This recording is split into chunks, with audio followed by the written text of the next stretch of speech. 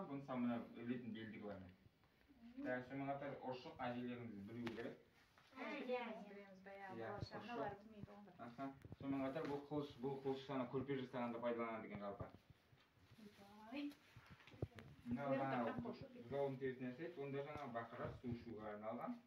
Бұны шақша, бұны үлкен аталар, қариялар пайдаланған сол кезде. Мына енді өзіміздің музыкалық аспап қобыз. Сонымен қатар мына жылқының аламан бәйгеге түскенде көп үлкен шақырымға жүгіргенде осындай тағағат жылқының аяғы желініп қалмау үшін шегелер тұр, көрдіңіз сен.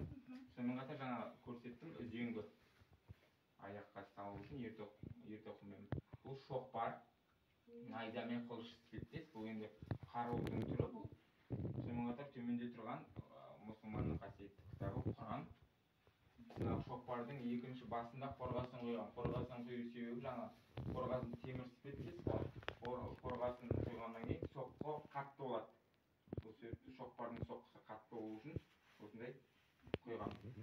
Сонымен қатар бұл Кеңтөбек ауылынан әкеліп тапсырған Сабыр деген кісінікі. Бұл кезінде мектеп деген болмады. Мына мешіттерде оқыттық балаларды жалпы.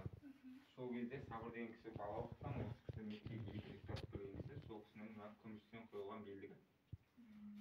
Мынау енді өзіміздің қасиетті домбырамыз, музыкалық аспабымыз. Бұл да жаңа торсық, жаңа малдың терісінен жасалады. Шоқпардың қасында не зат мынау бал? Шақша. Ол да Шақша. Ішіне аталар. Аталар насыбай. Әлі түсінбейсіңдер. Бұл енді тобылғы ағашынан жасалады. Бұл да жаңа жеңіл түрі шоқпардың. Тобылғы ағашы өте қатты. Берік бар. Анаумен ұрған адам насмерть кетті. Мынау енді көрдіңіз. Сонымен қатар мынау қызыл келіншектерге арналған әшекей бұйымдар түр-түрлі. Мына жерде білезік түрі ол кезде енді былай жорамалдаған екен жалпы.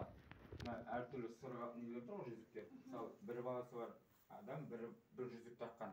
Екі баласы бар адам екі жүзік таққан. Үш баласы бар үш жүзік таққан. Сонымен қатар қыз бала ер баланы да айыратын болған ол кезде. Сонымен қатар ер адамдардың бұны мөр ретінде де қолданған. Қазір печать дейміз ғой. Қазақшасын бар ғой. Үлкен жүзік тұр ғой, міне бүйтіп басатын болған. Мына енді торсық, сонымен қатар үзеңгі, мынау жаңа пышақтардың түрлері.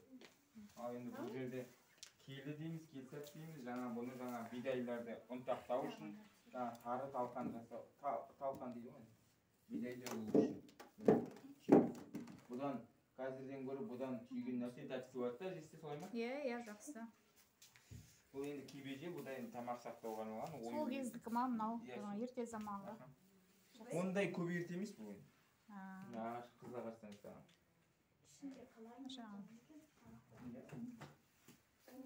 Ағашты ұстағанда мынау қандай тағы. Жаңа қонақ күтетін бөлме тек болады. Енді барлығы ағаштан жасалған. Ағаш, жалпы ағаштан жасалған кез келген нәрсе табиғи болады. Ешқандай іш құрылысқа адам денсаулығына зиян болмайды. Сол себепті көбін ағаштан жасалған. Енді жоғары тұрған өзіміздің сандық, енді ою өрнектермен безендірілген. Сандықтың да түрі болады.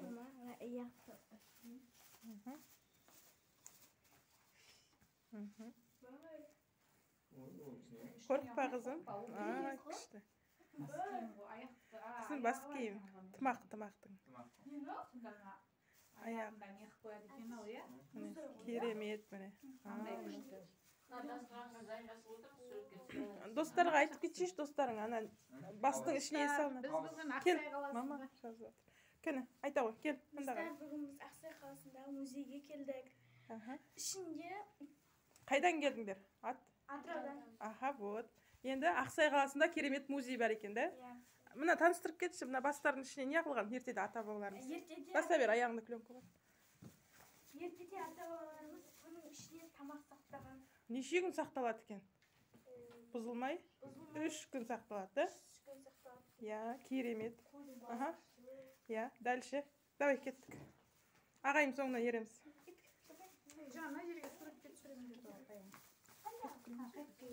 Давайте. Ағайым соңынан ереміз. Тут ағайым. бұл енді жаңа үшінші зал отан соғысы мен ауған соғысы және Чернобыль апатына арналған зал. Енді бұл оған тоқталсақ, НКВД-шілік кезеңіміз кезінде қазақтың қаймағын Әлихан алаштанушылар бар. Әлихан, Бөкейхан, Жүсіпбек, Аймауытов деген аталарымыз. Жалпы қазақ үшін көптеген нәрсе жасап кеткен Ахмет Байтұрсынов деген ұлт ұстаздар бар. Сол кісілерді мына көптеген 37-38 жылдары бір жылдары жаңа атып өлтірді. Сол НКВД-шіліктер деп атайды. Сол кісілер осындай киім киіп жүрген. Сонымен қатар сол кісілердің сөмкелері.